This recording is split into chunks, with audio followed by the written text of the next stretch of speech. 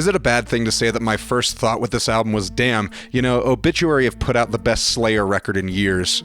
Oh man, hi there everyone, welcome back to On the Flip Side. My name is Adam Shawwalker, your host, and today we're checking out this new record from death metal legends, Obituary. They are back with their long-awaited album, Dying of Everything. And you know, man, with the lead-up for this album, the pummeling singles, the hype behind this release, all of this has had some really great follow-through with this album. I am so happy to get this thing and have something good to say about it, because I was getting really tired of lukewarm metal albums. With a weighty album title like Dying of Everything, there has definitely been a clear and focused edge that has been brought to the table, definitely raising that bar from their last record, 2017's self-titled album Obituary. Dying of Everything is one of the best late-era records I've heard from pretty much any death metal band out there. The production is delightfully crushing, drums have impact but don't sound too crunchy, the guitar tones on this thing are some of the best I've heard on a modern metal record. I mean, seriously, whoever did the studio engineering on this thing deserves immense amounts of praise. Anyway, let's get into this track by track. Barely Alive, the first track, like I said, first impression, this is the best Slayer song that I've heard in a long time. And of course I say that jokingly, but this really does sound like it could be a cutoff of like Seasons of the Abyss or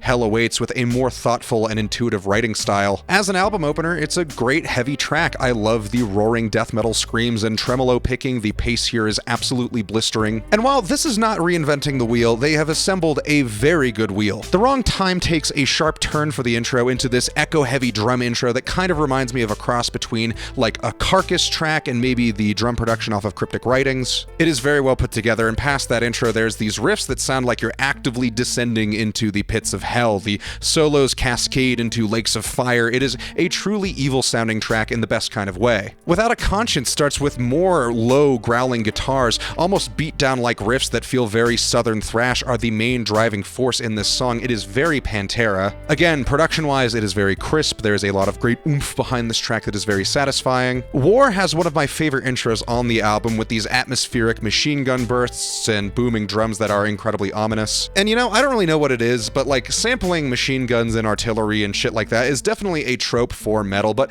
I've never seemed to like get tired of it, at least when it's done right. Again, riffs on this one are tight, heavy, the vocal work is very straightforward but effective. I do find the lyrics a little bit plain for the subject. I feel like they very easily could have been a lot more graphic, but it is fine. The title track, Dying of Everything, absolutely blows me away. It's aggressive, it's threatening, it's intense, it's taking notes from some of the best speed metal and death metal out there, layering blistering tempo on top of some very chainsaw-like riffing. And the solo work is again great, really enjoying all of the guitar work on this thing. There's a killer breakdown after one of the solos that also has some very great bass work that is really refreshing. My Will to Live I do like, but I think it is one of the only lulls in the album, which does make sense as this is right in the middle of the track listing. It's still a fine song, but I've been a little less grabbed by it, especially being right after Dying of Everything. By the Dawn brings things back to that slow tempo realm of nightmare style intro that then breaks into some more blast beats and intense riffing. It's very reminiscent of Leprosy down to some of the change-ups, though